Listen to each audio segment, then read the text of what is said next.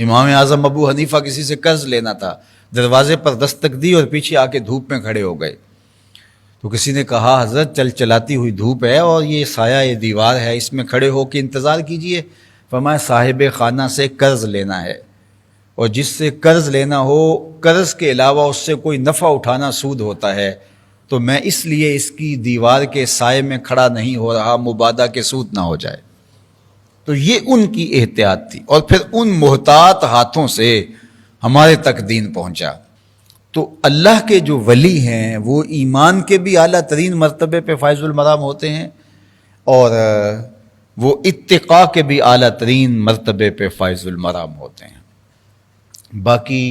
ظاہر ہے جب حضور علیہ السلام کا زمانہ تھا اور حضور کی زمانے کی قربت لوگوں کو میسر تھی، تو اس طرح کے لوگ جو ان اعلیٰ مراتب پر تھے وہ کثرت کے ساتھ پائے جاتے تھے، اور پھر وقت کے ساتھ ساتھ ان میں کمی آتی رہی۔ اس کا یہ مطلب نہیں کہ آج اولیاء نہیں ہیں، آج لوگوں کے پاس مضبوط ایمان نہیں ہے اور اتقاء کے اعلیٰ درجے پہ لوگ فائز المرام نہیں ہیں، بالکل ہیں، لیکن بہت تھوڑے، ڈھونڈنے سے ملتے ہیں۔ قرب قیامت کی علامتیں بیان کی گئی ہیں کہ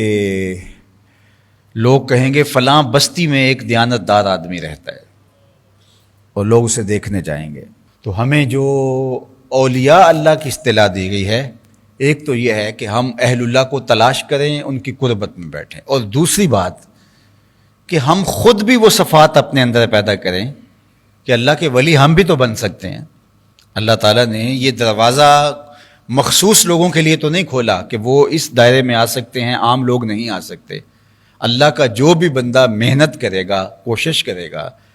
اپنے رزق کو پاک کرے گا، اپنی زبان کو سچ کا خوگر بنائے گا، اپنے رویوں میں خوبصورتی پیدا کرے گا،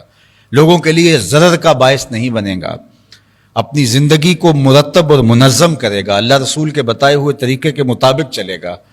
فرائض کی ادائیگی کے بعد نوافل کی کثرت کرے گا، تو اللہ تعالیٰ اس کو یہ نور عطا کرے گا۔ اس کے لیے تو اس نے دروازہ بند نہیں رکھا۔ نبوت کا دروازہ تو بند ہو گیا، لیکن ولایت کا دروازہ بند نہیں ہوا۔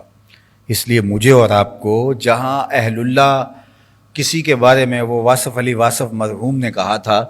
کہ کسی کے بارے میں شک بھی ہو کہ اللہ کا قریبی ہے تو اس کے نیڑے ہو جاؤ۔ یقین تو دور کی بات ہے، اگر آپ کو شک بھی پڑے کہ یہ کوئی اللہ کا بندہ ہے تو اس کے قریب ہو جاؤ، تو تمہیں کچھ نہ کچھ برکت مل جائے گی۔ ایک تو جس کے بارے شک بھی پڑے کہ یہ اللہ والا ہے، اور وہ صفات حمیدہ جو اہل اللہ کی ہیں وہ اس شخص میں موجود ہے، تو اس کی قربت اختیار کرنی چاہیے۔ اور دوسرا، ہمیں از خود جد و جہد کرنی چاہیے کہ اللہ تعالیٰ ہمیں زمرۂ اولیاء میں شامل فرمائے۔ وَأَلْحِقْنِي بِالصَّالِحِينَ، ہمیں جو کہا گیا، جو دعا مانگنے کے لیے سلیقہ دیا گیا، اس میں ایک لفظ یہ ہے، اللہ نیک لوگوں کے ساتھ مجھے شامل کر دے، اور ان کے ساتھ محض ان کے زمرے میں آ جانا۔ وہ جو 99 قتل کر بیٹھا تھا، اور پھر جب ایک جاہل کے پاس گیا تو اس نے کہا تیری توبہ نہیں، تو پھر اس کو بھی قتل کر دیا، اور 100 اشخاص کا قاتل بنی اسرائیل کا وہ شخص جس کا ذکر صحیح احادیث میں ہے، تو پھر وہ کسی کے پاس گیا تو اس نے بتایا نہیں، ایسا نہیں معاملہ جس طرح اس راہب نے کہا، بلکہ فلاں بستی میں اللہ کے کچھ بندے رہتے ہیں، ان کے ساتھ جا کے بیٹھ جا، ان کے وجود کی برکت سے تجھے توبہ نصیب ہوگی اور تیرے گناہ بخشے جائیں گے۔ تو وہ گھر سے چلا، ابھی آدھا رستہ طے نہیں کیا تھا کہ موت واقع ہو گئی، تو فرشتے آ گئے، اور جنت والے کہیں کہ یہ توبہ کے دروازے کی طرف جا رہا تھا، اور جہنم والے کہیں 100 افراد کا قاتل ہے۔ اللہ اکبر۔ پھر اللہ ایک فیصلہ کرنے والا فرشتہ اور بھیجتا ہے کہ جا کے ان کے درمیان جا کے فیصلہ کر، اور فیصلہ اس نے کیا کیا کہ زمین کو ناپ لو، اگر اہل اللہ کی بستی کے یہ زیادہ قریب ہے تو اس کو جنت میں لے جاؤ، اور اگر یہ گناہ والی بستی کے زیادہ قریب ہے تو جہنم میں لے جاؤ۔ اللہ اکبر۔ اللہ کو تو پتہ تھا، لیکن یہ پروٹوکول ہے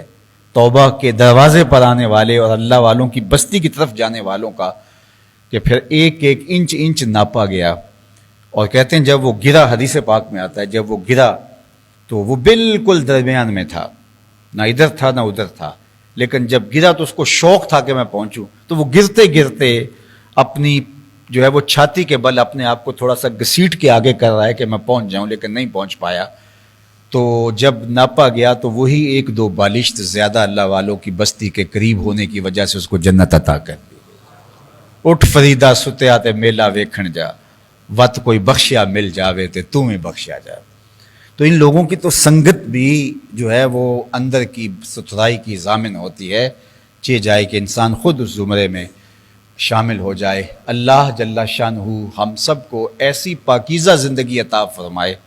کہ ہم اللہ کے ولی ہونے کے نور سے مالا مال ہو جائیں، ہم زمرہ اولیاء میں شامل ہو جائیں۔